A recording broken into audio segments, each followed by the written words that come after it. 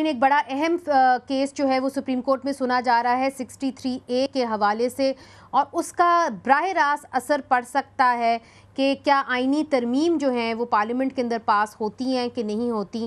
Review کے اندر گیا ہوا ہے۔ مجھے یہ بتائیے کامران مرتضیٰ صاحب، ریویو کے اندر کتنا سکوپ ہوگا کہ اس فیصلے کو جو جسٹس منیب اختر صاحب نے دیا تھا اس کو اوور ٹرن کر دیا جائے؟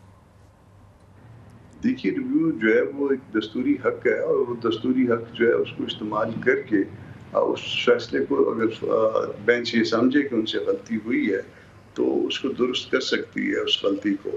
اور پلین لینگویج جو کانسٹیٹیوشن کی ہے وہ بھی یہی کہتی ہے، اس کا جو کانسیکوینس بتایا ہے، وہ جو کانسیکوینس اس فیصلے میں بتایا ہے وہ کانسیکوینس جو ہے وہ دستور میں نہیں لکھا۔ تو بظاہر جو ہے یہ ریویو کا کیس ہے، مگر اس کے ساتھ ساتھ جو ہے نا یہ اسپیشل سرکمٹانسز بھی ہیں آج کے، اور یہ سرکمٹانسز اس وقت ہیں کہ جب جے یو آئی انکار کر چکی، جب جے یو آئی ایک سٹینڈ دے چکی، اس کے بعد دن جو ہے نا یہ کیس فکس ہوا، اور اس کے ساتھ جو ہے نا وہ کچھ دن جو ہے نا وہ کچھ ہفتے کہہ لیجئے، کچھ دن کہہ لیجئے، وہ اہم بھی ہیں۔ تو اس حوالے سے ہمیشہ یہ بات ہوتی رہے گی۔ اب اس کا نتیجہ جو بھی نکلے، فیصلہ کرنا عدالت کا حق ہے، میں اس فیصلے پہ حق نہیں رکھتا کہ میں اس پہ بات کروں، تو وہ جو بھی فیصلہ کریں، مگر یہ پاکستان کی تاریخ میں جو ہے نا وہ ایک اور تنازع اس سے جنم یقیناً لے گا۔ اچھا، یہ بتائیے کہ آپ نے پی ٹی آئی کے ساتھ جو آئینی ترمیمی بل ہے اس کے ساتھ آپ نے کوئی کمیٹی بھی بنائی ہوئی ہے کہ جی ہم اس حوالے سے کام کریں گے، تو کیا اس حوالے سے آپ لوگ کام کر رہے ہیں؟ اور آج جو بلاول بھٹو زرداری نے کوئٹہ میں ہی، آپ کوئٹہ میں موجود ہیں، انہوں نے کہا کہ جی ہم پارلیمانی کمیٹی کیوں نہیں تعینات کر سکتی ججز کو، جس سے ایسا لگ رہا ہے کہ سینیورٹی پرنسپل جو ہے وہ پامال ہو جائے گا۔ اس کے اوپر جے یو آئی فے مطمئن ہے، آن بورڈ ہے پیپلز پارٹی کے ساتھ؟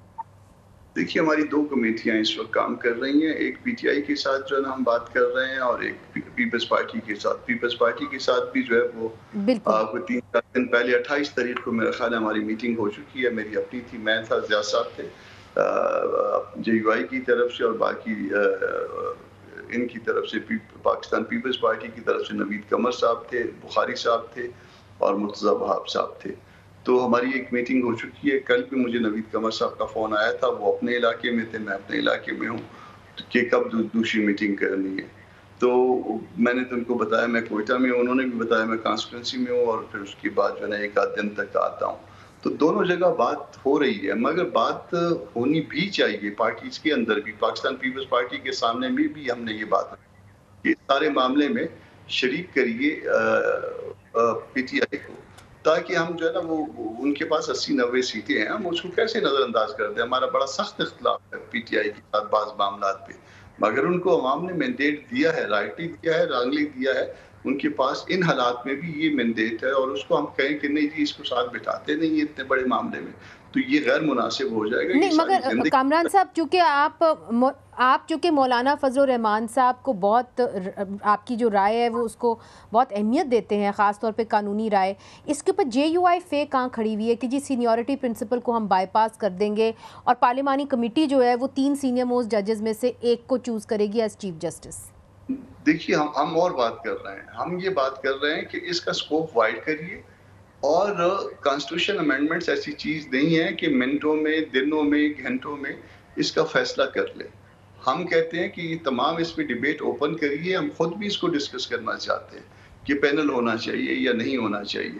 ہم چاہتے ہیں کہ پی ٹی آئی بھی اس معاملے میں شریک ہو جائے، ہم چاہتے ہیں کہ پاکستان کی عوام بھی اس میں شریک ہو جائے، بار کاؤنسل، بار ایسوسیشن بھی شریک ہو جائے، اور اتنی جلدی تو کیے آپ کا بھی کوئی موقف نہیں ہے؟ آپ چاہتے ہیں اس پہ بات چیت چاہ رہے ہیں، رائے چاہ رہے ہیں، مشاورت چاہ رہے ہیں؟ ایک موقف بات چیت کا ہے، اور باقی جہاں پہ ہم امینڈمنٹ چاہتے ہیں ہم نے اس کو ٹارگٹ کیا ہوا ہے چیزوں کو، ہم اس کو وقت سے پہلے ڈسکلوز نہیں کرنا چاہتے کہاں ہونی چاہیے، مگر ہم چاہتے ہیں کہ ہم اپنی بات بھی پبلک کریں اور لوگ سنیں اس کو۔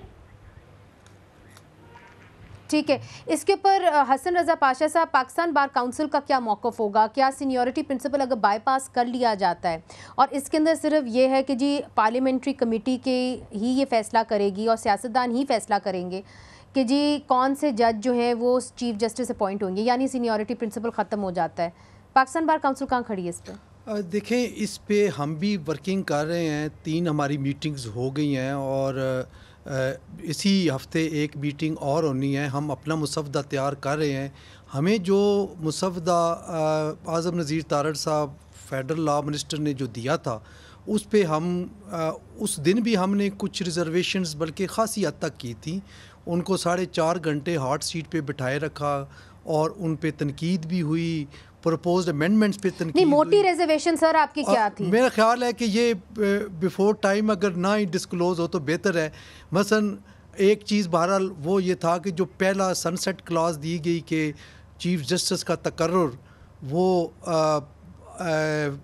اسپیکر کی مقرر کردہ 8 ممبرز جو ہیں قومی اسمبلی کے وہ کریں گے اور وہ پرائم منسٹر کو تجویز بھیجیں گے اور prime minister president of Pakistan کو بھیجے گا. اس پہ بھی ہماری بڑی شدید ریزرویشن تھی کہ اس میں ان کا کردار نہیں ہونا چاہیے, اس کو کسی اور طریقے سے. تو وہ ہم امینڈمنٹ کر رہے ہیں, انشاءاللہ سرفس پہ آ جائے گی کچھ دنوں تک تو وہ زیادہ بہتر ہوگا. میرا خیال ہے پرچہ پہلے آؤٹ نہ ہو. سر مگر سینیورٹی پرنسپل اگر ہم سیکریفائز کر دیں would that be an issue?